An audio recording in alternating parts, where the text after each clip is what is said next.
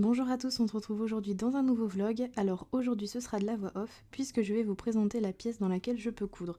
Puisque depuis qu'on a déménagé, on a une deuxième chambre qui nous permet d'avoir un vrai coin bureau et donc pour moi un vrai coin couture.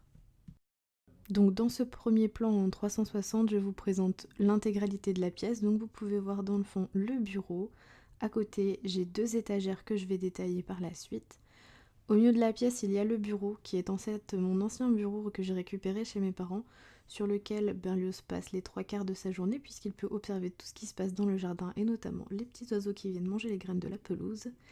Et enfin, le dernier côté du mur, avec une commode. Donc pas grand chose d'accroché, puisque je suis dans le loi et j'ai pas trop le droit de mettre beaucoup de choses. Donc ce bureau, en fait, vous allez le reconnaître, il a ce quenouille, il vient de chez Ikea, mais nous on l'a fait en angle, et en fait on a renforcé le dessous par des petites plaques de métal, comme vous avez pu le voir sur la photo.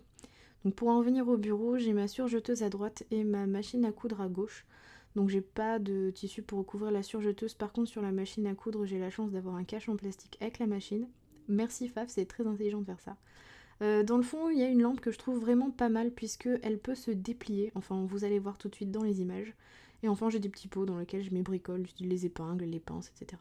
Donc pour en revenir à la lampe, en fait, elle est hyper pratique parce que très modulable. On peut régler l'intensité lumineuse, mais on peut aussi régler la couleur de la lumière. Donc en fonction de l'heure à laquelle on travaille, je trouve que c'est plutôt pas mal. Donc sur la droite du meuble, on n'a pas mis des pieds, mais on a mis une commode à tiroir. Donc je vous mettrai la référence en barre d'infos si ça vous intéresse.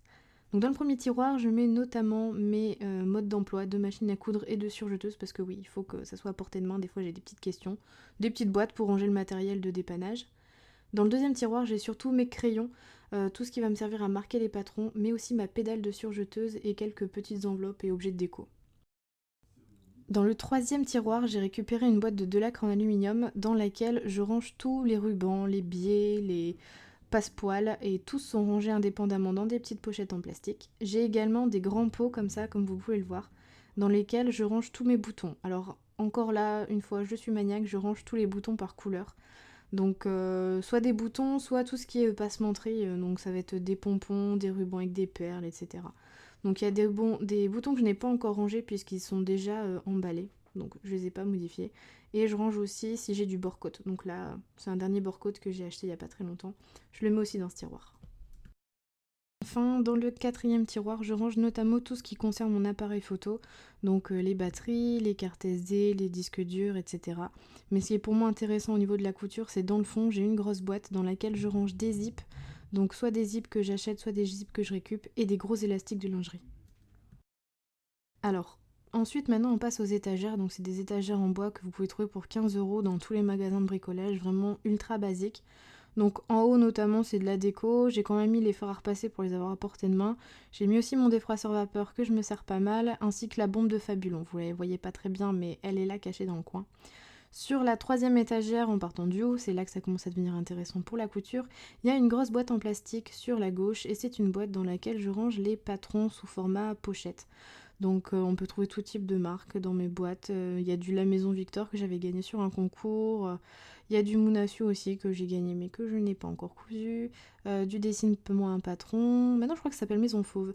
Et il y a notamment cette robe que je voulais me faire l'année dernière que je n'ai pas eu le temps. Donc je vais essayer de la faire cet été. C'est un peu mon objectif.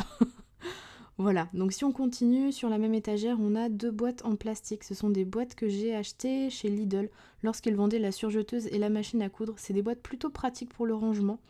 Donc sur l'étagère du haut, vous pouvez ranger tout ce qui est bobine parce qu'il y a des petits pics en plastique faits exprès. Ensuite, vous avez des blocs séparateurs dans lesquels vous pouvez aménager comme vous voulez. Donc moi, dans le deuxième, j'ai mis tout ce qui était aiguille. Donc j'utilise notamment Bohin et Schmetz parce que ce sont deux bonnes marques. Et enfin dans le dernier niveau, je mets plutôt tout ce qui se rapproche de la couture à la main. Donc je vais avoir mon ourlet facile, des boutons snap, des épingles assez fines et notamment les aiguilles pour coudre à la main. Sur l'étagère d'en dessous, on retrouve des range-revues dans lesquelles je range les patrons que j'ai cousus. Donc pour chaque patron, je fais une enveloppe bien définie. Donc sur l'enveloppe, comme vous avez pu le voir, il y a le patron du dessin, soit le dessin technique, soit une photo. À l'intérieur, on trouve les planches de patron et dans une feuille en plastique, le patron découpé. Ensuite, on retrouve tous les livres de couture que je possède. Donc il y a du livre récent, il y a du livre plus vieux que moi, il y a du livre en français, il y a du livre en anglais. Il y a même aussi un livre sur Je me mets au tricot de Lise Taylor que je voulais lire puisque j'ai tricoté avant et que je voulais apprendre des nouvelles techniques. Et on retrouve aussi dans d'autres ranges revues, les revues La Maison Victor. C'est celle que je possède le plus, même si on voit qu'il y a un petit burda qui traîne là, tout à gauche. Ensuite, face à la fenêtre, on retrouve mon bureau qui est en fait mon ancien bureau d'étudiante que j'ai récupéré chez mes parents. Et ce bureau est le spot de Berlioz en fait, clairement. Hein. Bon du coup, en dessous de ce bureau, j'ai rangé les bobines, donc les surgés classiques, enfin les fils classiques, et les fils mousse dans 3 cases, donc je sépare pour pas trop me mélanger. Ensuite, sur la commode, il y a des boîtes, mais dans la commode, il n'y a qu'un seul tiroir qui concerne la couture, c'est en fait le dernier, puisque c'est ce tiroir dans lequel je range toutes les lampes et tous les trépieds pour les vidéos YouTube. Donc pour en revenir aux boîtes en plastique qui sont juste ici, c'est les boîtes dans lesquelles je range mes tissus. Donc je plie mes tissus à cette manière, peut-être que ça vous rappellera quelque chose, mais effectivement il s'agit du pliage à la Marie Kondo, donc pliage à la verticale. Je trouve ça plus pratique pour visionner les tissus qu'on a dans les boîtes. Personnellement, je range mes boîtes, j'essaie de faire par couleur ou par type, et dans chaque boîte, je mets un petit sachet de gel de silice contre l'humidité. Donc dans les grandes boîtes, je mets plutôt tout ce qui est tissu d'hiver, donc les lainages, et dans les petites boîtes, donc tout ce qui est viscose, lin ou petite popeline, beaucoup plus légère à ranger. Et enfin, juste là, je range ma mini table à placer, 3 coussins à couvrir qui me restent encore à faire, et j'ai toujours pas terminé, et enfin les 4 rouleaux de papier patron. Pour terminer, on va finir sur ce mannequin qui n'est clairement pas à ma taille mais qui me sert à positionner les vêtements au fur et à mesure de la couture, une vraie table à repasser cachée derrière la porte et enfin le célèbre sac à la poignée de la porte, mais version tote bag. Et bien voilà, on arrive aux fins de cette vidéo. J'espère que ça vous a plu, que vous n'avez pas trouvé ça trop long et que même si j'ai été rapide sur certains passages, vous avez apprécié mes méthodes de rangement, que vous avez pu en récupérer une ou deux. En tout cas, Berlioz, elle a épuisé de faire cette vidéo et moi je vous dis à bientôt dans un nouveau vlog.